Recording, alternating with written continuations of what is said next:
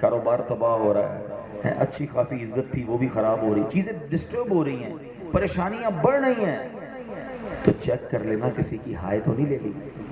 ہاں دعائیں لینے والے بنو، ہائے لینے والے نہ بنو، برباد ہو جاؤ گے۔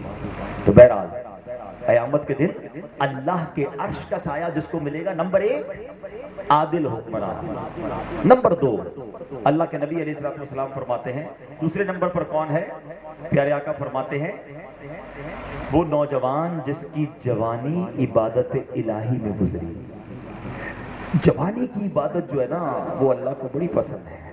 آج تو نوجوان کہتا ہے ابھی تو مزے کے دن ہیں، ابھی تو عیاشی کے دن ہیں، میں کر لوں گا اللہ اللہ، بس بوڑھا ہونے دو، اس کے بعد میں بھی مسجد کا کنارہ پکڑ لوں گا، داڑھی بھی رکھ لوں گا، تسبیح بھی پکڑ لوں گا۔ نہیں جناب، اللہ کو وہ نوجوان پسند ہے جس کی جوانی عبادت میں گزری۔ ہاں یاد رکھو، بڑھاپے میں جا کر تو بہت سارے لوگ عبادت کی طرف آتے ہیں تو پھر ہمت بھی نہیں ہوتی، صحت بھی کمزور ہو جاتی ہے۔ پوچھو بزرگوں سے، وہ کہتے ہیں کہ کاش ہمت ہوتی تو ہم اور نمازیں پڑھتے اور عبادت کرتے، اب ہمت نہیں بچتی۔ اولیاء کا شیوا کہا گیا جوانی کی توبہ کو، چیلنج۔ اچھا پھر ایک اور بات، جو نوجوان کہتا ہے کہ جناب میں بڑھاپے میں کر لوں گا عبادت، کیا اس کے پاس گارنٹی ہے کہ وہ بڑھاپے تک زندہ رہے گا؟ کیا وادی سون میں نوجوان نہیں مرتے؟ کیا یہاں بچوں کی موت نہیں ہوتی؟ آئے دن خبریں آپ کو آتی ہوں گی، اگر نہیں کبھی سنا تو قبرستان چلے جاؤ، قبرستان پر لگی تختیاں بتاتی ہیں کہ 70 سال کے بوڑھے کی قبر بھی ہے اور 20 سال کے نوجوان کی قبر بھی ہے۔ اس دنیا میں اور آپ جو ہے نا ایک ترتیب سے آئے ہیں، سیکوینس سے آئے ہیں، پہلے میرے دادا آئے، پھر میں آیا، پھر میرے والد آئے، پھر میں آیا، پھر میرے بچے آئے، ایسا ہی ہے نا سب کے ساتھ۔ لیکن میں اور آپ اسی ترتیب سے جائیں گے اس کی کوئی گارنٹی نہیں ہے۔ دادا موجود ہوتا ہے اور پوتا چلا جاتا ہے۔ تو وہ نوجوان جس کو شیطان نے یہ پٹی پڑھائی بھی ہے نا کہ بس 50-60 سال کے بعد تو میں نے بھی اللہ اللہ ہی کرنا ہے، نہیں جناب، کسی کو نہیں پتا۔ آگاہ اپنی موت سے کوئی بشر نہیں، سامان 100 برس کا ہے، پل کی خبر نہیں۔ اور جو نوجوان ہیں ذرا سنو، جوانی کی عبادت اللہ کو کیسی پسند ہے۔ اللہ کے حبیب علیہ السلام فرماتے ہیں کہ اللہ عز و جل کی حرام کردہ چیزوں سے بچنے اور اس کے احکامات پر عمل کرنے والے نوجوان سے اللہ عز و جل فرماتا ہے کہ تیرے لیے 70 صدیقوں کے برابر ثواب ہے۔ نوجوان اگر عبادت کرتا ہے تو اللہ کتنا راضی ہوتا ہے۔ ایک اور جگہ اللہ کے حبیب علیہ السلام فرماتے ہیں اللہ عز و جل اپنی مخلوق میں اس خوبرو نوجوان کو سب سے زیادہ پسند فرماتا ہے۔ خوبصورت بھی ہے، نوجوان بھی ہے، اللہ اس خوبصورت نوجوان کو پسند فرماتا ہے جس نے اپنی جوانی اور حسن و جمال کو اللہ عز و جل کی عبادت کے لیے صرف کر دیا ہو۔ اللہ عز و جل فرشتوں کے سامنے ایسے بندے پر فخر کرتا ہے اور ارشاد فرماتا ہے یہ میرا حقیقی بندہ ہے۔ جوانی ملی ہے، خوبصورتی ملی ہے تو اس لیے نہیں کہ عیاشی کرو، اس لیے نہیں کہ اللہ کی نافرمانی کرو، ارے یہی تو دن ہے چیلنج لینے کے۔ ایک طرف تو مرد بنتے ہو اور کہتے مقابلہ کرنا چاہیے، تو آؤ نا شیطان سے مقابلہ کرو۔ کیسے شیطان مجھ سے حرام کروا دے؟ میں شیطان کا نہیں، میں رحمان کا بندہ ہوں، میں رحمان عز و جل کا بندہ ہوں۔ اپنی جوانی کو گناہوں میں مبتلا مت کرو، اپنی آنکھوں کو حرام سے ناپاک مت کرو، اپنے جسم کو گناہوں کی طرف مت لے جاؤ۔ ایک بزرگ کے بارے میں آتا ہے 100 سال کی عمر ہو گئی، آنکھیں بھی سلامت، سماعت کان بھی سلامت، دانت بھی ٹھیک، جسم کے اعضاء بھی بڑے طاقتور۔ کسی نے کہا حضور اتنی عمر ہو گئی، یہ آپ کے سارے اعضاء کیسے سلامت ہیں؟ کیا شاندار جواب دیا، کہا میں نے جوانی میں ان اعضاء کو، اپنے ان باڈی پارٹس کو گناہوں میں مبتلا نہیں کیا، اللہ نے بڑھاپے میں میرے اعضاء سلامت رکھے ہیں۔ ہاں تم جوانی میں اللہ کو ناراض نہ کرو، اللہ بڑھاپے میں تمہیں انشاءاللہ خوش رکھے گا، تمہارا بڑھاپا بڑا اچھا ہو جائے گا۔ تو بہرحال میرے پیارے اسلامی بھائیوں، اللہ سلامت رکھے دعوت اسلامی کے ماحول کو۔ آج الحمدللہ لاکھوں نوجوان نظر آتے ہیں امامہ پہنے، داڑھی رکھے ہوئے، وہ نوجوان ہمارے بزرگ بیٹھے ہیں۔ پہلے یہ تصور نہیں تھا کہ جوان آدمی کیسے داڑھی رکھ لے گا، جوان آدمی جناب کیسے سنتوں کی طرف آئے گا، مگر میرے پیر و مرشد کو اللہ سلامت رکھے، دعوت اسلامی کو اللہ سلامت رکھے، یہ دنیا میں کر دکھایا۔ اچھا ایسا نہیں ہے پاکستان میں ہی صرف آپ کو نوجوان ملیں گے، آپ یورپ جائیں، آپ افریقہ جائیں، آپ امریکہ جائیں، ساری دنیا میں جہاں جائیں دعوت اسلامی والے ملیں گے، اکثر ان میں نوجوان ہوں گے، سر پر امامہ ہوگا، چہرے پہ داڑھی ہوگی۔ تو اگر آپ بھی جوانی میں عبادت کرنا چاہتے ہیں نا، کچھ نوجوان کہتے ہیں یار جوانی میں عبادت نہیں ہوتی، جوانی میں بڑے شیطان کے وار ہوتے ہیں، نفسانی خواہشات ہوتی ہیں، تو بھائی سامنے ہے نا دعوت اسلامی والوں پر بھی شیطان وار کرتا ہے، ہاں یہ بھی کوشش کرتے ہیں بچنے کی، اللہ سب کو بچائے رکھے، غلطی ان سے بھی ہو جاتی ہوگی، تو آپ بھی آ جاؤ، اس ماحول سے وابستہ ہو جاؤ میرے نوجوانوں، کیونکہ اللہ کریم اپنے عرش کا سایہ اس نوجوان کو عطا فرمائے گا جس کی جوانی عبادت پہ گزری ہے۔ اور جو جوان دعوت اسلامی میں آ گئے نا، دیکھو رائٹ لیفٹ مت ہونا، بھٹکنا نہیں، جوانی میں آ گئے ہو نا اچھی لائن پہ تو لگے رہنا، انشاءاللہ قیامت کے دن اللہ کے عرش کا سایہ نصیب ہوگا۔ تیسرا بندہ کون ہے؟ 7 تھے نا، 2 ہو گئے، سن رہے ہیں نا میرے ساتھ، توجہ رہے نا، ہاں ذرا ساتھ رہیے گا۔ تیسرا میں چاہتا ہوں یہ یاد کر کے جائیں، اور آج نیت یہ کرنی ہے ان 7 میں سے ایک مجھے بننا ہے، تاکہ ایسا نہ ہو کہ وہ دھوپ میں کھڑا رہ جاؤں، اللہ کے عرش کے سائے سے محروم نہیں رہنا۔ تیسرا، اللہ کے حبیب علیہ الصلوۃ والسلام فرماتے ہیں تیسرا شخص وہ ہے جس کا دل مسجد سے نکلتے وقت مسجد میں لگا رہے حتیٰ کہ واپس لوٹ آئے۔ آئے ہائے، ایسے ہوتے ہیں کچھ نصیب کہ جو مسجد میں ان کا بڑا دل لگتا ہے، بڑا ٹائم گزرتا ہے۔ کچھ بزرگ ہوتے ہیں جو ماشاءاللہ سارا دن ہی مسجد میں ہوتے ہیں، آتے جاتے رہتے ہیں، دل مسجد میں رہے، باہر نکلے بھی نا پھر خیال آئے کب جاؤں گا۔ مگر آج تو حال یہ ہے کہ مسجد میں جا کر دل کہیں اور ہوتا ہے، جلدی نکلو بھائی۔ علماء نے بڑی پیاری مثال کتابوں میں لکھی ہے کہ مومن جو ہے نا وہ مسجد کے اندر ایسے ہوتا ہے جیسے مچھلی پانی کے اندر ہوتی ہے، فش ان دا واٹر، مچھلی پانی میں کیسے پرسکون، ریلیکس۔ مسجد کو مچھلی کو پانی سے نکالو بے چین بے کل، فرمایا منافق مسجد کے اندر ایسے ہوتا ہے جیسے مچھلی پانی کے باہر۔ اب اپنے دل سے پوچھو، مسجد میں جاتے ہیں تو دل کی کیفیت کیا ہوتی ہے؟ سکون ہوتا ہے یا ٹینشن ہوتی ہے؟ کئی لوگوں کو بڑی جلدی ہوتی ہے، صلو علی الحبیب صلی اللہ تعالی علیہ وسلم۔ کئی لوگ تو مسجد میں جاتے ہی فوراً بھاگنے کی جلدی ہوتی ہے، بے چین۔ امام صاحب کبھی 2 منٹ نماز لیٹ کر دیں، 2 منٹ تو روک لیں گے، حضرت 2 منٹ آج جماعت لیٹ کھڑی ہوئی ہے۔ اچھا یہی بندہ باہر چائے کی دکان پر 1 گھنٹہ بیٹھ جائے گا، مسجد میں 2 منٹ لیٹ ہونے پر امام صاحب کو پکڑ لیں گے کہ حضرت آپ نے آج 2 منٹ نماز لمبی کرا دی، 1 منٹ دعا لمبی کرا دی۔ ارے تمہارا کیا جاتا ہے اگر 2-4 منٹ اللہ کے گھر میں اور گزر رہے ہیں؟ لیکن بے چینی ہے، جلدی بھاگنا ہے۔ اپنے دل سے پوچھو کہ دل مسجد میں ہے یا مسجد میں بے قراری ہے؟ جو مسجد میں جا کر بے قرار ہے نا اس کو اپنے دل کا علاج کرانا چاہیے۔ مومن تو وہ ہوتا ہے جو مسجد میں جائے تو سکون میں آ جائے۔ کس کا گھر ہے مسجد؟ ذرا بتاؤ، مل کے بتاؤ، مسجد کس کا گھر ہے؟ کچھ لوگ کہتے ہیں یار میں مسجد نہیں جاتا، تمہاری اوقات نہیں ہے کہ یہ کہہ سکو کہ میں مسجد نہیں جاتا۔ کوئی آپ کے میرے گھر میں بغیر اجازت آ سکتا ہے؟ دروازہ کھٹکھٹائے کہ حضرت آج آپ کے گھر میں رہنا، آپ کہیں گے کون ہے بھائی، میں تو جانتا ہی نہیں۔ ہم جس کو بلاتے ہیں وہ میرے اور آپ کے گھر میں آتا ہے۔ کس کی اوقات ہے جو مسجد میں اللہ کے بلائے بغیر چلا جائے؟ خوش نصیب وہ ہے جسے بلایا جاتا ہے۔ کئی خوش نصیب ہیں جنہیں 5 دن میں 5 بار بلایا جاتا ہے، جس کو نہیں بلایا جاتا اس کو رونا ہے، اس نے معافی مانگنی ہے، اے اللہ معاف کر دے، اتنا برا ہوں کہ مہمان ہی نہیں بناتا۔ ہاں یہ مت کہا کرو میں نہیں جاتا، اللہ نہیں بلا رہا تمہیں، توبہ کرو اور دوستی کر لو اللہ سے، اس کے گھر میں جاؤ بیٹھو، یہ ایمان کی دلیل ہے۔ علماء نے کتابوں میں لکھا کسی کا ایمان چیک کرنا ہے کتنا مضبوط ہے تو یہ دیکھو کہ اس کا مسجد سے تعلق کیسا ہے۔ اچھا ایک تو مسجد جاتے نہیں، جاتے ہیں تو ادب نہیں کرتے، شور شرابہ، مسجد میں بھی گندگی، ہنسی مذاق نہیں جناب، اللہ کا گھر ہے، جتنا ادب کرو گے وہ اتنا نوازے گا۔ آپ کے گھر میں بھی کبھی کبھی ایسا مہمان آتا ہے جو شور کرے گندگی کرے، آپ کہتے ہیں یار اب اگلی بار نہیں بلانا اس کو، مزیدار مہمان نہیں تھا۔ اور کچھ مہمان ہوتے ہیں جو بڑے باادب بڑے سلیقے والے بڑی محبت سے ملتے ہیں، جاتے جاتے آپ کو دعا بھی دے کے جاتے ہیں، آپ کہتے ہیں کیا مہمان تھے پھر بلانا۔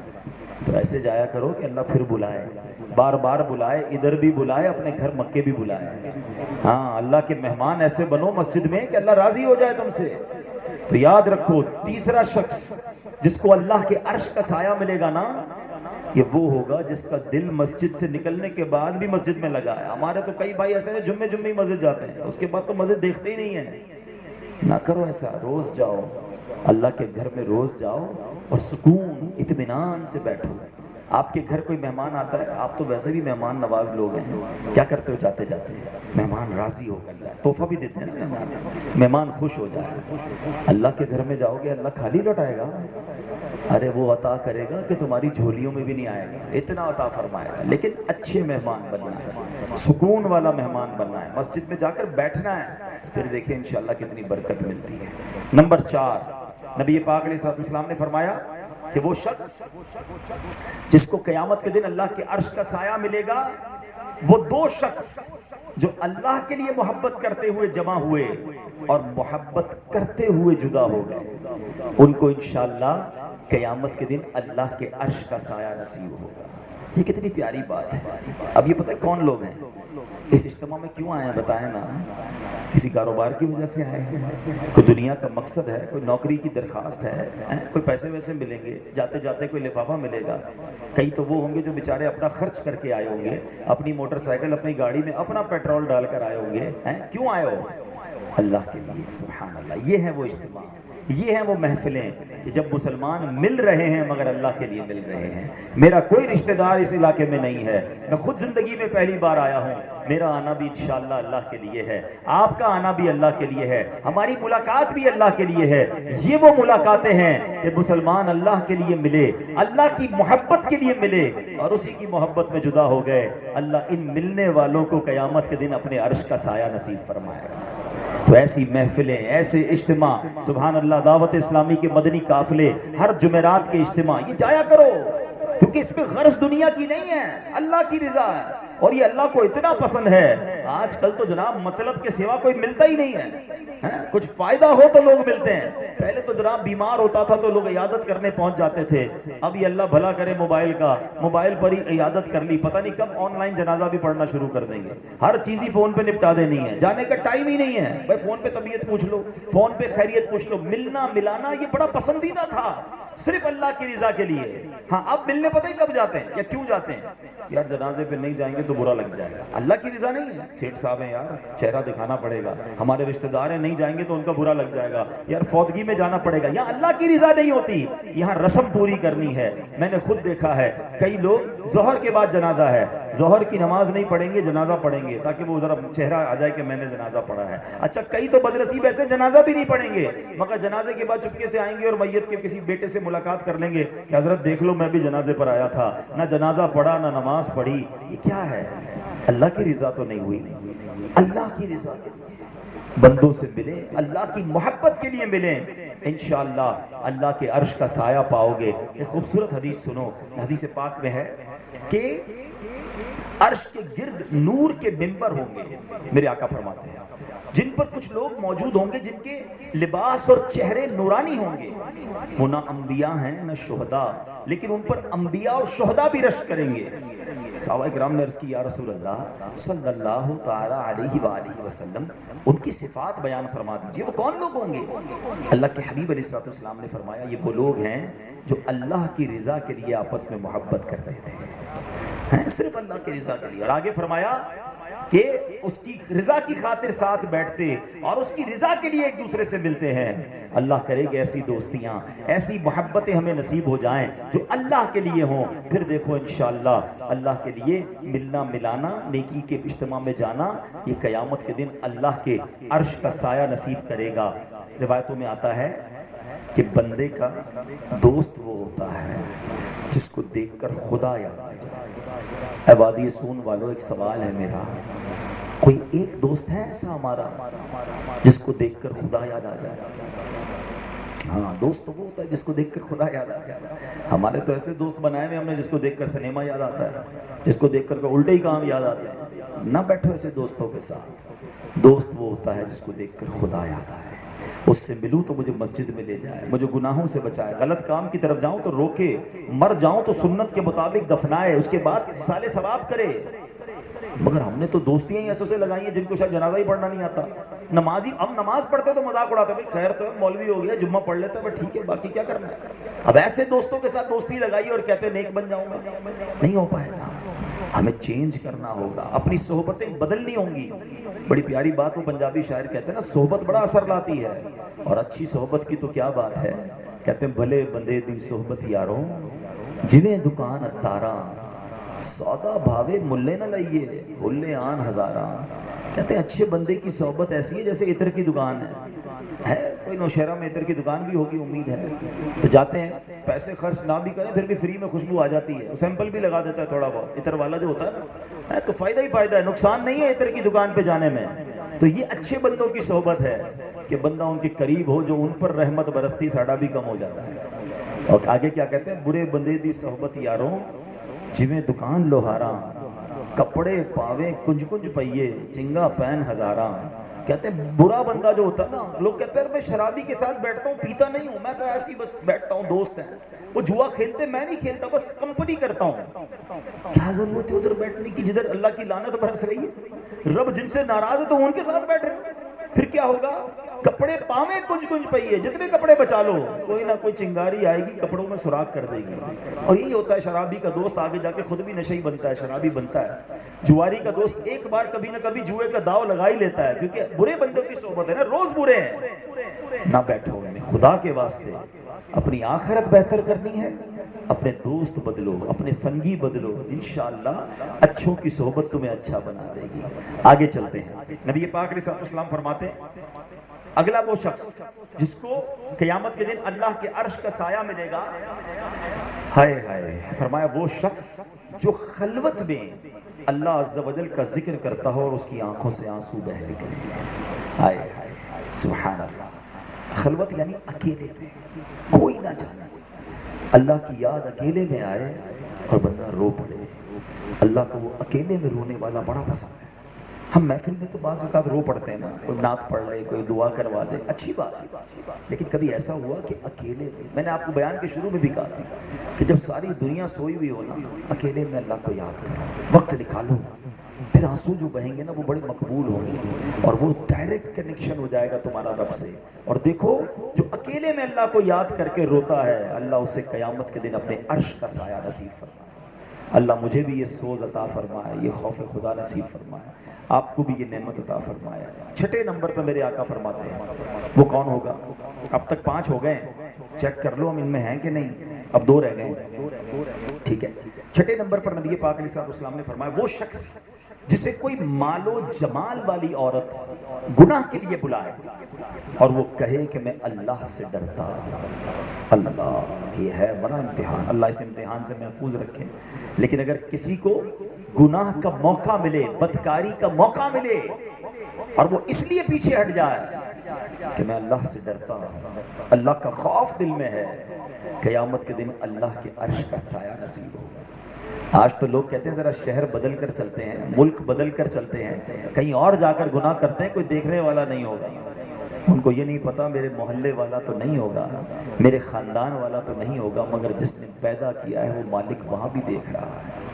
اللہ کرے یہ دل میں احساس ہو جائے گناہ کرتے وقت، دروازہ بند کر کے، لائٹ بند کر کے، موبائل فون پہ ہیڈ فون لگا کر جو حرام دیکھتے ہیں، حرام سنتے ہیں، اللہ کرے ان تمام حرام کاموں کے وقت یہ خیال آ جائے کہ کوئی نہیں دیکھ رہا مگر اللہ دیکھ رہا ہے اور حساب اسی کو دینا ہے۔ بریلی کے تاجدار امام اہل سنت بڑی کمال کی بات لکھتے ہیں، آپ کہتے ہیں چھپ کے لوگوں سے کیے جس کے گناہ کیے اللہ کے، اور چھپے کس سے؟ لوگوں سے۔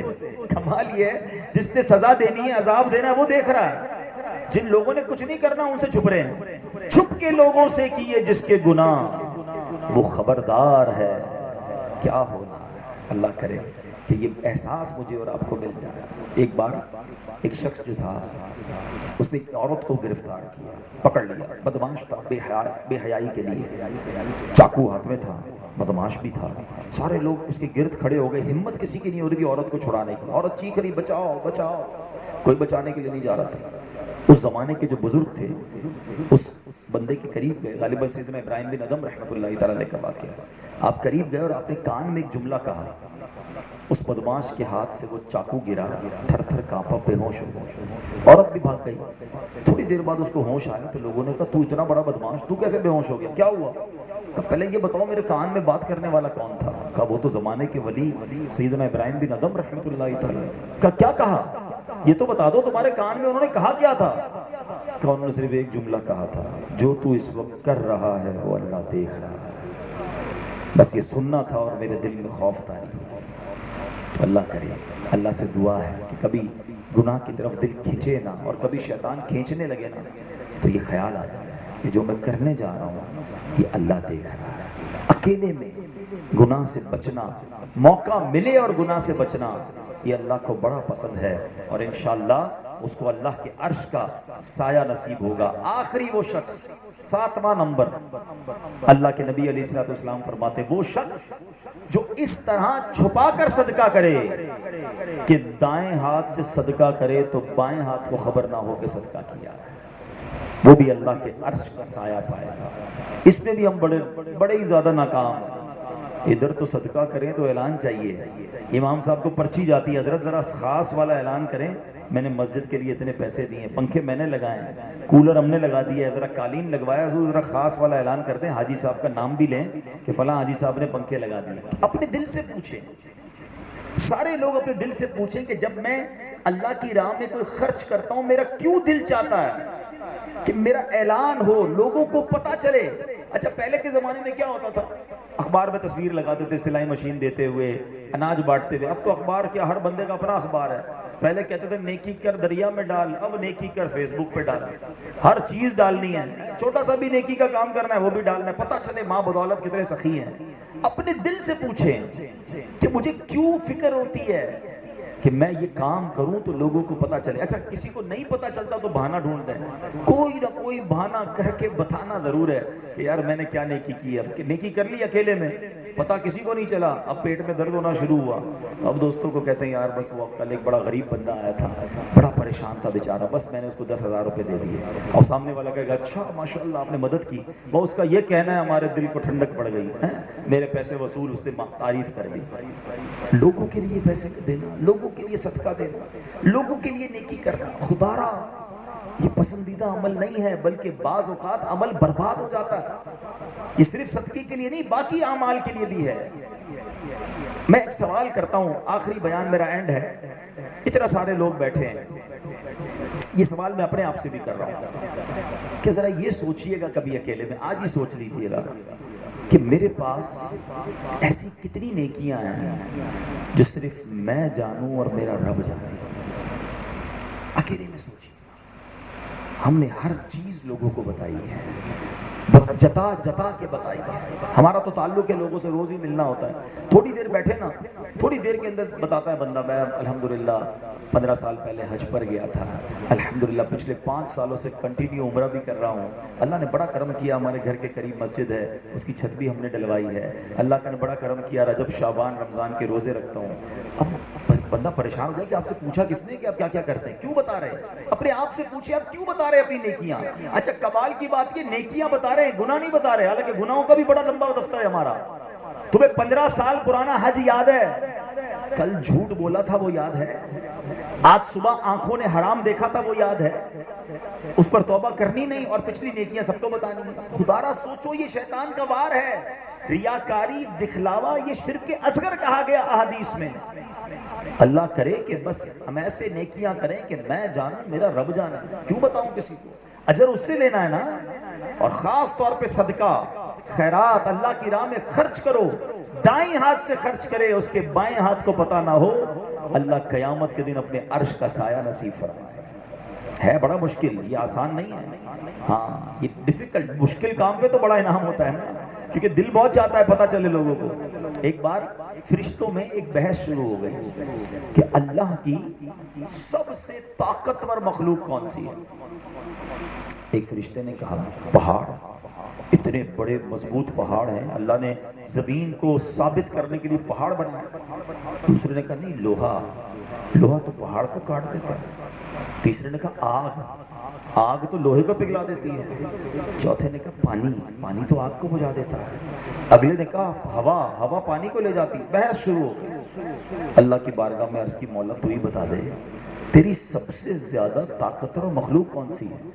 سنو اللہ نے کیا فرمایا. ارشاد ہوتا ہے میرا وہ بندہ جو دائیں ہاتھ سے صدقہ کرے اس کے بائیں ہاتھ کو پتہ نہ چلے، وہ میرا سب سے مضبوط بندہ ہے، سب سے طاقتور مخلوق ہے.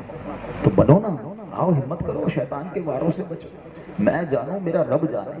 تو بہرحال پیارے اسلامی بھائیوں، آج کے اس بیان میں نے آپ کو اپنے آقا علیہ الصلوۃ والسلام کی وہ حدیث سنائی ہے کہ یہ وہ 7 قسم کے بندے ہیں جن کو قیامت کے دن اللہ کے عرش کا سایہ ملے گا. چیک کر لو اپنے آپ کو, کہیں ایسا تو نہیں کہ ان 7 قسم کے لوگوں کی لسٹ میں بھی میں نہیں ہوں. اگر نہیں تو آج سے آ جائیں, عدل کرنے والے بن جائیں, جوانی عبادت میں گزاریں, مسجدوں میں دل لگائیں, بے حیائی کے کاموں سے اپنے آپ کو بچائیں, اکیلے میں اللہ کو یاد کریں, صدقہ خیرات کریں, اللہ کے لیے کریں, دکھلاوے کے لیے نہ کریں. دیکھیں انشاءاللہ دنیا بھی بہتر ہو جائے گی, آخرت بھی بہتر ہو جائے گی. اور یہ پیاری باتیں ہمیں دعوت اسلامی کے پیارے مدنی ماحول میں, نیک ماحول میں سکھائی جاتی ہیں. آتے رہیں گے تو ذہن بنتا رہے گا, انشاءاللہ ہم بھی بدل جائیں گے, ہمارے اعمال بھی اچھے ہو جائیں گے. تو الحمدللہ یہاں پر بھی کئی شہروں میں ماشاءاللہ قریب میں دعوت اسلامی کے ہفتہ وار اجتماع بھی ہوتے ہیں. بچوں کا مدرسہ بھی مجھے بتایا کہ رہائشی مدرسہ شروع ہو گیا ہے, بچے حافظ بن رہے ہیں. اللہ کرے کہ جلدی اس کابینہ میں جامعۃ المدینہ شروع ہو جہاں بچے عالم بھی بنے. یہ آپ سب نے کرنا ہے اور ہمارے دعوت اسلامی والوں کا اپنے ساتھ دینا ہے تاکہ بہترین انداز میں جو ہے دعوت اسلامی یہاں پر اور ترقی کر سکے. یہ کلیال وادی سون میں جو جگہ ہے وہاں پر ہمارا مدرسۃ المدینہ ہے جہاں بچوں کے داخلے جاری ہیں. تو آپ اپنے بچوں کو اس میں داخل کرائیں, بچے حافظ بن جائیں گے, ہیں انشاءاللہ دیندار بن جائیں گے, ہماری مغفرت کا ذریعہ بنیں گے. اسی طرح ماشاءاللہ ایک اور میں نے آپ کو ترغیب دینی ہے. پہلے میں یہ بتا دوں کہ 8 اکتوبر بروز جمعہ صبح 9 بجے جامع مسجد جمال زرگر نوشہرہ میں فیضان نماز کو شروع ہوگا. یہ 7 روزہ ہوگا اور یہ پورا رہنا پڑے گا, جز وقتی ہے. یہ 7 دن کا رہائشی, 7 دن کا 8 اکتوبر سے کورس شروع ہو رہا ہے. یہ 7 دن دے دو, انشاءاللہ آپ کو اندازہ ہوگا کہ ہماری نماز میں کتنی غلطیاں تھیں. تو یہ 7 دن اللہ کی راہ میں دے دیں, انشاءاللہ نماز سب سے پہلا فرض ہے, وہ سیکھ جائیں گے تو انشاءاللہ نماز کی برکتیں ملنا شروع ہوگی. تو جو اس میں بھی حصہ لینا چاہیں وہ ہمارے ذمہ داران کو اپنا نام لکھا دیں. اب میں انشاءاللہ آپ سے ایک اور بات کرنا چاہتا ہوں کہ الحمدللہ عز و جل اگلے چند دنوں کے اندر وہ مبارک مہینہ آنے والا ہے کہ جس کا سارا سال ہی انتظار ہوتا ہے. میلاد منائیں گے نا انشاءاللہ, دھوم دھام سے منائیں گے انشاءاللہ. ہاں اس میں ذرا بھی کنفیوز نہیں ہونا ہے, آقا کا میلاد گج وج کے منانا ہے. میرے پیر و مرشد لکھتے ہیں نا, جب تلک یہ چاند تارے جھلملاتے جائیں گے تب تلک جشن ولادت ہم مناتے جائیں گے. تم بھی کر کے ان کا چرچا اپنے دل چمکاؤ, اونچے میں اونچا نبی کا جھنڈا, اعلیٰ سے اعلیٰ نبی کا جھنڈا, گھر گھر میں لہرا پکارو یا رسول اللہ, یا رسول اللہ, پکارو یا رسول اللہ, یا حبیب اللہ. سے بنائیں اور دل و جان سے منائیں. ہاں اس میں کنفیوز نہ ہوا کریں. کچھ لوگوں کو پرابلم ہوتی ہے اور یہ پرابلم شروع سے ہے. میرے آقا علیہ السلام جب پیدا ہوئے تھے نا, دنیا میں تشریف لائے تھے, اس وقت شیطان نے اپنے سر پہ خاک ڈالی تھی. تو یہ آج بھی کچھ لوگوں کو ایشو رہتا ہے, ورنہ ساری دنیا کے عاشقان رسول دھوم دھام سے میلاد مناتے ہیں. اور کیوں نہ منائیں, یہ تو قرآن کا حکم ہے. قرآن ہمیں قرآنی دلیل سن لو. لوگ کہتے ہیں ذرا دلیل دے دیں میلاد کی. عاشق رسول کو ویسے دلیل کی حاجت نہیں ہے. ہر خوشی مناتے وقت تو کبھی دلیل نہیں پوچھتے. شادی کی خوشی منائی, بچے کی سالگرہ منائی, اپنا ملک کا دن منایا, اس میں چراغا بھی کیا, اس میں سب کچھ کیا. نبی پاک کا میلاد آیا تو پرابلم شروع ہو گئی. لیکن چلو آج دلیل لے جاؤ تاکہ کوئی اگر وسوسہ ڈالنے کی کوشش کرے تو آپ کے پاس ذرا تگڑا جواب ہو. اللہ قرآن مجید فرقان حمید میں ارشاد فرماتا ہے, پارہ نمبر ہے 11. ٹھیک ہے, نوٹ کرنا ہو تو نوٹ بھی کر لیں. سورہ یونس آیت نمبر 58, 58 نمبر آیت. اللہ قرآن میں فرماتا ہے, قل بفضل اللہ وبرحمتہ فبذلک